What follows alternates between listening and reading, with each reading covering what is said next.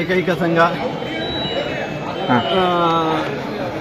ಇವತ್ತು ನಾವು ಅನೇಕ ಬಾರಿ ಸಮಾವೇಶಗಳು ಮಾಡಿದ್ದೇವೆ. ಅನೇಕ ಬಾರಿ ಒಂದು ಎರಡು ಮಾಡಿದ್ದಾರೆ.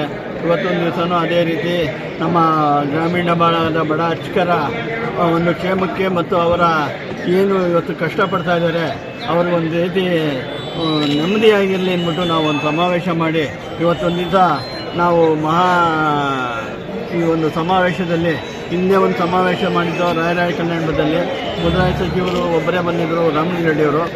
ನಮಗೆ ಬೇಡಿಕೆ ನೀಡಿದ ಮಾರನೇ ದಿವಸವೇ 5-6 ಒಂದು ಆದೇಶಗಳನ್ನು ಮಾಡಿದ್ರು.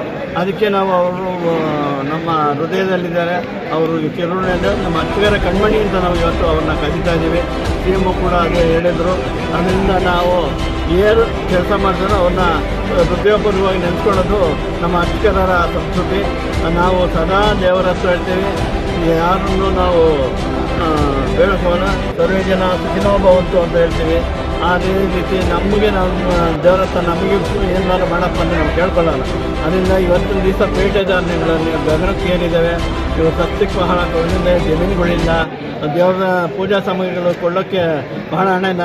ಅವರ ಪೂಜಾ ಸಾಮಗ್ರಿ ಕೊಂಡ್ಕೊಂಡು ಅವ್ರ ಜೀವನ ಹೇಗೆ ನಡಿಬೇಕು, ಮಕ್ಕಳ ವಿದ್ಯಾಭ್ಯಾಸ, ಮಕ್ಕಳ ಉಪನಯನ, ಮದುವೆಗಳು ಯಾವ ಥರ ನಡಿಬೇಕು, ಮತ್ತು ಅವರೆಲ್ಲ ಕಾಯಿಲೆ ಕಷಾಯಗಳು ಬಂದಾಗ ಆಸ್ಪತ್ರೆಗಳು ತೋರಿಸ್ಕೊಳ್ಳೋಕೆ ದುಡ್ಡಿರಲ್ಲ.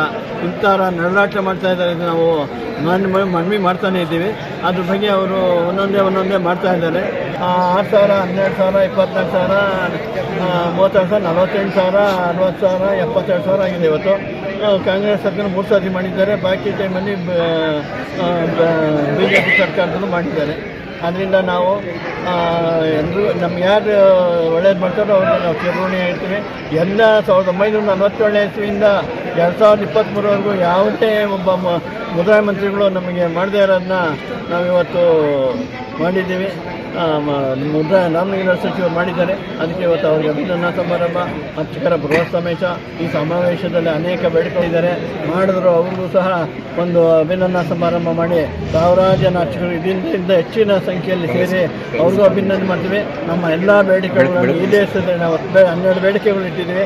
12 ಬೇಡಿಕೆಗಳು ಮುಖ್ಯಮಂತ್ರಿಗಳು ಈಡೇರಿಸಿದ್ರೆ ಅವ್ರಿಗೂ ಸಹ ಅಭಿನಂದನಾ ಸಮಾರಂಭ ಮಾಡಿ ನಮ್ಮ ಅರ್ಚಕರ ಜೀವನಕ್ಕೆ ಮತ್ತು ಅವರ ಕುಟುಂಬಕ್ಕೆ ಅವರು ಇದಕ್ಕೆ ಒಳ್ಳೇದು ಮಾಡಿದ್ರೆ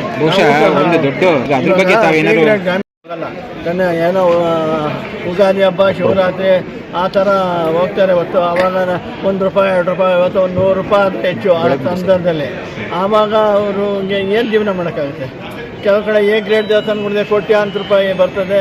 ಅವ್ರಿಗೆ ಹೆಚ್ಚಿನ ರೀತಿಯಲ್ಲಿ ಸರ್ಕಾರ ಅನುಕೂಲ ಮಾಡಿಕೊಡ್ಬೇಕು ಅಂತ ನಾವು ಅವ್ರನ್ನ ಭರವಸೆ ಕೊಟ್ಟಿದ್ದಾರೆ, ಮಾಡ್ತೀವಿ ಅಂತ ಒಟ್ಟು ಮಾಡಿ ಈಡೇರಿಸಿದ್ರೆ ನಾವು ಅವ್ರಿಗೆ ಅಭಿನಂದನೆ ಸಮಾರಂಭ ಮಾಡಿ ಹೆಚ್ಚಿನ ಸಾವಿರಾರು ಸಂಖ್ಯೆ ಸೇರ್ ಮಾಡ್ತೀವಿ.